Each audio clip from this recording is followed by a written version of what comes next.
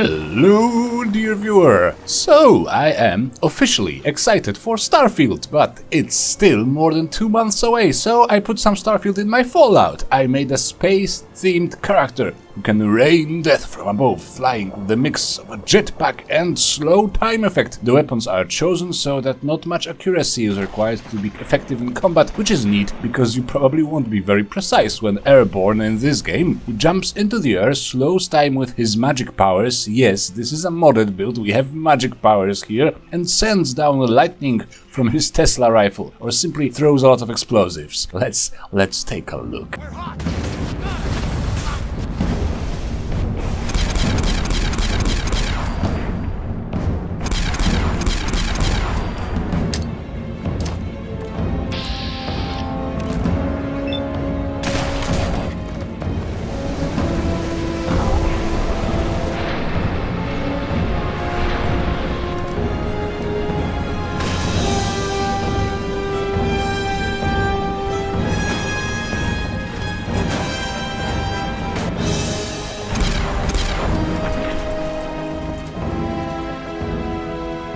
Yes, this is essentially a superhero born with some inexplicable abilities to bend time and space, with a childish obsession with the pre-war space exploration programs and alien abduction conspiracy theories. He would use the alien blaster, but it's a crappy weapon in this game, so let's not. He will, however, take the first opportunity to visit Nuka World so that he can obtain a space suit costume and adopt the persona of the SPACER. This makes him a perfect adversary for the Mechanist. You probably would like to do the automatron questline anyway. I did some horrible things to Codsworth to make him look like a Mars probe, you know, a NASA robot.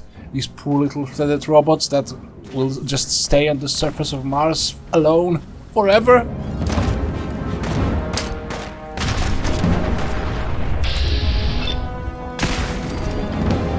Anyway, mods. The Lone Dovahkiin is here to give you dragon shouts in Fallout. Yes, I know it's silly and really unbalanced, that's sort of the point. You can have one shout equipped as a ring, it will trigger on weapon bashing, and then you can trigger any other shout by taking a chem. It makes sense if you don't think about it. We also use Cross Jetpack, a lovely item you can craft at a chemistry station if you fulfill the requirements of at least 2 ranks of Science perk. Its full potential is reached even later in the game, so be prepared to play as a more standard stealth character with some cool explosives for a while. The shout mod is, well, as mentioned, unbalanced, and I decided to stick with slow time and unrelenting force. Unrelenting force was triggered by weapon bashing, and it actually is one of the most balanced in this mod because it doesn't always work. It wouldn't work on very big targets, it won't work on enemies that are higher level than you or much higher level. It's actually somewhat balanced. It's still, you know, it can be dreadfully abused, especially with slow time on, so, you know, use cautiously. For pure aesthetics, I also used gunmetal armor skins and post-war vault suits. Yes, sooner or later you need to ditch the entire space suit costume from the Nuka world and just wear a vault suit, improved and modified vault suit with some standard armor bits on it. It actually looks better and is more functional.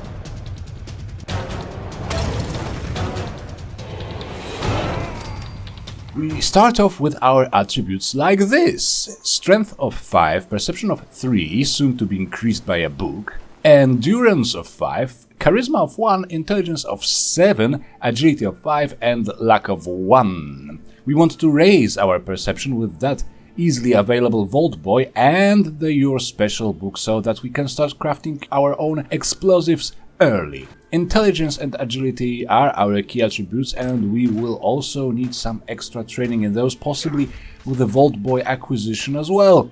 In strength perk line, we only need the armorer, all of it preferably, so we can upgrade our jetpack and get some late game armor modifications easily. The attribute is at 5 because I was constantly running out of carry capacity otherwise, but technically you may want to keep it at 4 and put an extra point in perception or intelligence to begin with. On the other hand, on survival difficulty, 1 extra point of training in strength and then some ranks of strong back are going to be needed, since you want to carry a lot of explosives with you all the time. Speaking of which, we want to start unlocking Demolition Expert as soon as a new rank becomes available. Early game, especially before you can just fly and therefore reposition, escape and just gain advantage easily, well, before that explosives are going to save you a lot of headache. Now, rank 4 of Demolition Expert is a lot of fun, a neat mechanic I have never used before. If you shoot a mine or a grenade in VATS, it will deal double the damage. Since you are in slow time mode, very often targeting a flying grenade is going to be super easy, barely an inconvenience. I, in fact, opted for shooting my own explosives before they even touched the ground as often as I could. Sadly, VATS won't work when you are mid-flight. Sad face. Endurance remains at 5, with no perks or extra training for the entire playthrough, unless you play for a very long time, of course. This is not optimal, but we have plenty of other priorities. Fortifying legendary effect is going to be mighty helpful to you, wear it with pride. Charisma also remains unchanged and perkless, a very antisocial hero. Sadly, with no cap collector and no scrounger in luck, ammo may be a problem. Especially fusion cells for your Tesla rifle. It's going to be expensive and rare. I would strongly suggest that you set yourself up with an ammo plant as soon as you can. Become independent from the local economy. Plenty of levels is dropped in intelligence. This character is a real nerd. What a loser. Gun nut 3 ranks at least, because that's what we need to fully upgrade our unique radium rifle, the Kiloton. It's an amazing weapon that deals ballistic, radiation and explosive damage all at once. The explosions deal more damage with the Demolition Expert perk, and the Nuclear Physicist 2 improves the rad damage. With improved rate of fire, this weapon will turn all your foes to shreds. We also want 1 or 2 ranks of Scrapper. More resources mean more ammo production at your ammo plant. Hacker 3, because we are a nerd and because you usually need at least one of the two, Hacker or Locksmith. In our case, lockpicking will be done by an upgraded robot. That's a little buggy and unreliable with robots, so just in case befriend Kate too. Finally, since we don't have that much HP, Nerd Rage can become stupidly useful in longer, harder fights, especially that slow time is your friend in general. In Agility we need all the ranks in Sneak, obviously Action Boy 3 as well. We need that action point regeneration. We want to sprint everywhere, never staying under the fire for too long. And hovering above our enemies with a jetpack is going to burn a lot of action points as well. For those reasons, all 3 ranks of moving target were also taken.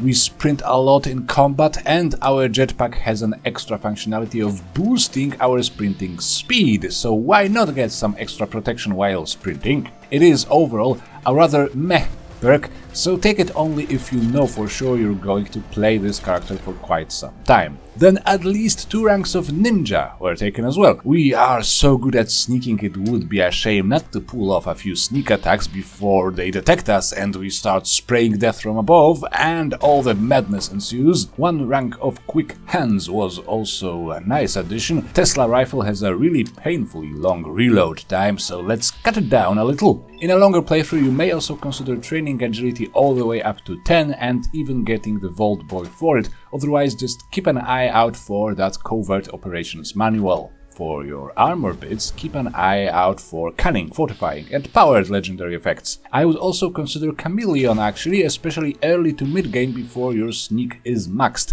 You may need to escape and regroup with this character, and the jetpack is just excellent to quickly and easily get out of dodge, land in a safe spot, safe-ish, and disappear from the enemy sides entirely. This has saved my life more than once, and Chameleon is a great help with that.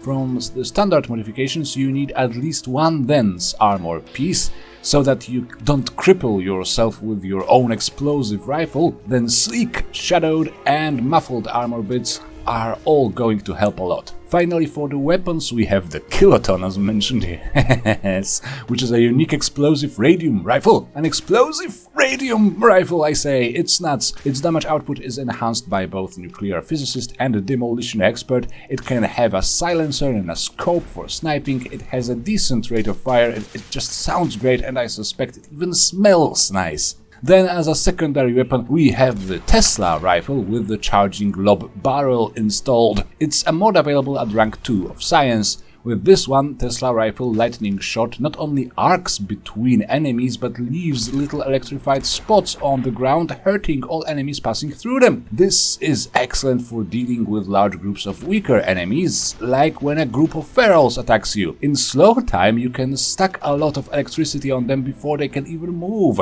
Even though the weapon is designed for mid-game, I would say I decided to stick with it for much longer just because it is so convenient to use when precise targeting is nearly impossible, like when you fly above your enemies, and because you can stack a lot of damage from the consecutive shots in slow time. Other than that, stuff your pockets with a lot of explosives and you should be ready to conquer anything.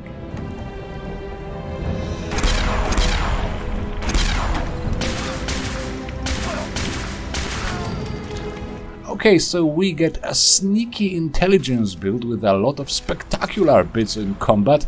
Yes, it is OP with the magic powers and flying and whatnot, but that's kind of the point. It's definitely more interesting than making yet another power armor jetpack build or a simple stealth assassin. The combination of stealth, sniping and sudden outbursts of open combat in slow-mo really makes it unique. I, as usual, just wish I could spend more time with this guy, to be honest. Remember to share, like and subscribe, it will help my channel immensely. Check my channel from time to time, I expect some Starfield content coming soon. Consider a donation via Subscribestar or the Super Thanks button, and have a lot of fun. We will see each other again. Bye bye!